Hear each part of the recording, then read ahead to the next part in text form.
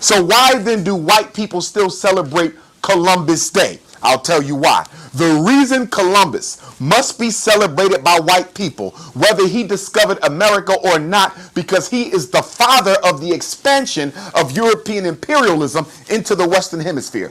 Without Columbus, you don't get the wholesale murder of Native Americans. Without Columbus, you don't get the mass enslavement of African people, the greatest unnatural disaster in human history. You don't get that without Columbus. Without Columbus, the white man never takes over this planet. And so as far as they are concerned, he is the father of the discovery of America, because he basically gave them the ability to discover the world and claim it for themselves. When you look at the story of Christopher Columbus, you have in that story every aspect of white psychology: colonization, capitalism, imperialism, genocide, manipulation. Everything that Columbus did represents the political aspects of European thought and behavior. So for them, Columbus is a god, because Columbus is the forerunner of global white supremacy, and without him there is no white supremacy. So they will always celebrate Columbus. My second point, when you mentioned Tim Scott, and he's not the only one. Kamala Harris, the vice president, she also said America was not racist. Let us go back to plantation psychology. Rule 101 on a slave plantation is that the house Negro's job is to protect the interests of the slave master.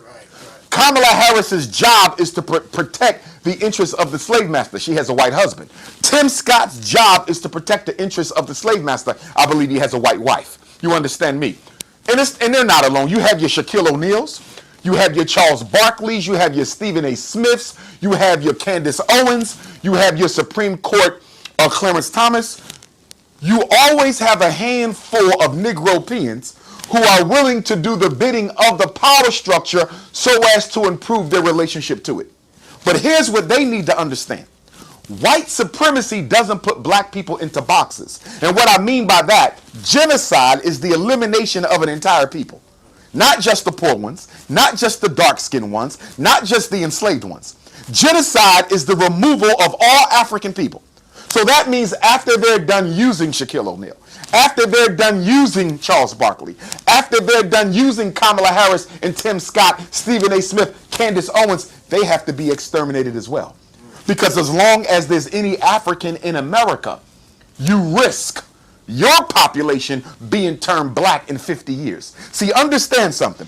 One of the reasons the black man and black woman are so hated in this world is because we're the only people on earth who can reproduce ourselves within any other people. Yeah. If I lay with a Latino, an Arab, an East Indian, a Native American, a European Jew, an Anglo-Saxon female, she's producing a black child.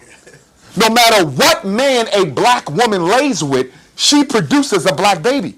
No other group can do that. And the European in particular can only reproduce himself in his own woman. If the white man wants a white child, he can only copulate with the white woman because his genetic power is so weak that he has to stay within his community in order to reproduce himself. And that's why the gun, as the late great Dr. Frances Cress Welsing, rest in eternal peace, spoke of in her ISIS Papers book that everybody should read. The gun is the white man's equivalent to your penis. The black man's penis can change the color of an entire race in 50 years. White man can't do that, so he uses the gun for his genocide. We do not have to exterminate a people to eliminate a people. We can reproduce them out of existence. He has to exterminate them out of existence. And that's why when you look at lynchings in America, most black men hanged from trees were mostly castrated. They hung Jews. They didn't castrate them. They hung Irish. They didn't castrate them. They hung Chinese. They didn't castrate them. So why is it 99% of the time when a black man was hanged, he was castrated? Because your represents the eternal envy of the white man. We get it wrong. Brothers in the hood think the white man is envious of your physical size, of your genitalia. That has nothing to do with it. He doesn't envy the genitalia because not every black man is blessed with a large genitalia. What he envies is your reproductive power. Your ability to go anywhere in the world and create a black nation no matter what the color of the woman. We are the chosen people. Being chosen has nothing to do with being a Muslim, a Christian, or a Hebrew. Being chosen is being a member of the original family that God put down on earth for the first time in the Nile Valley civilization of Africa. If you are amongst that family, you are chosen. Everybody knows who we are. They know that we're the people who built them pyramids. Right. They know we're the people who made this country. They know we're the people who invented the cell phone, the internet, the helicopter, the stoplight, the gas mask, the self-lubricating engine. They know who we are. The problem is we forgot. And one of the reasons we forgot is we allowed the white power structure to desegregate our children into their public schools. Ever since 1954, when the Supreme Court overturned Brown versus Board, they've been pushing black kids into white public schools and predominantly white universities, not to give us a better opportunity, but to kill the intellectual genius of the black child. Remember, most of our inventions were created before we sat next to white children. We were creating things white kids were not even thinking about. So they had to kill that, and the best way to kill that was to desegregate the schools. And look what we've been doing ever since desegregation. Basketballs, footballs, gangster rap, and white girls. Gangster rap is the soundtrack of mass incarceration. It's the soundtrack of mass incarceration.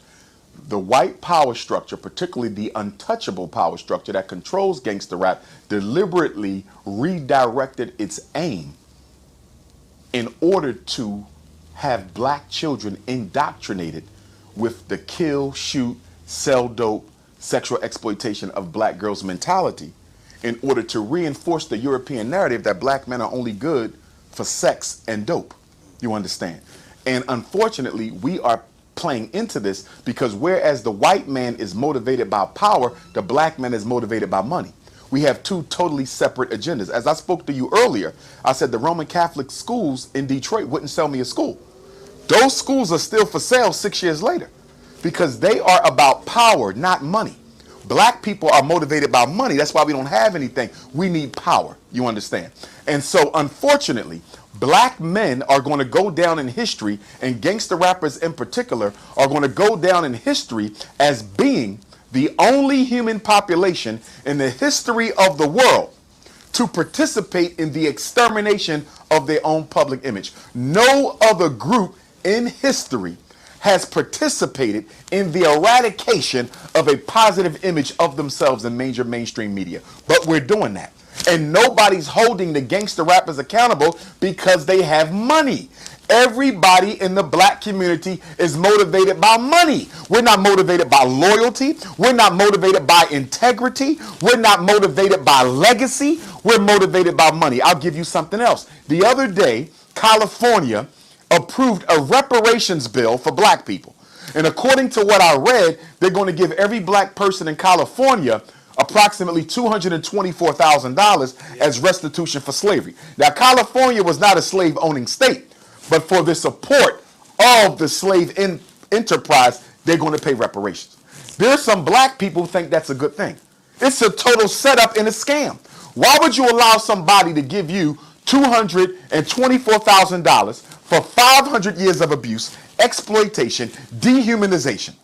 Why would you allow that? California has one of the highest qualities of life in America. You probably can't even buy a house with $224,000 in California. You understand? And even in other places, it might be a small house, maybe a car. So you're telling me for the hell that my ancestors went through building this country, I'm going to let you give me $224,000 for that? Now, here's the trick. They're giving that money to black people so we can serve as the conduit for the recycling of that reparations into white businesses. Because what are we going to do with that money? Exactly. We're going to spend it, which is why I believe the whole reparations narrative as it is now articulated is a scam and a sham. Yes. Because if you are arguing or demanding a cash payout from the government for your enslavement and you don't have any institutions or infrastructure in which you can trap that black dollar, that money automatically goes to the Arabs. It automatically goes to the Chinese, the Korean hair care. It goes to the Jewish-owned establishments. We don't have no institutions to trap the black dollar.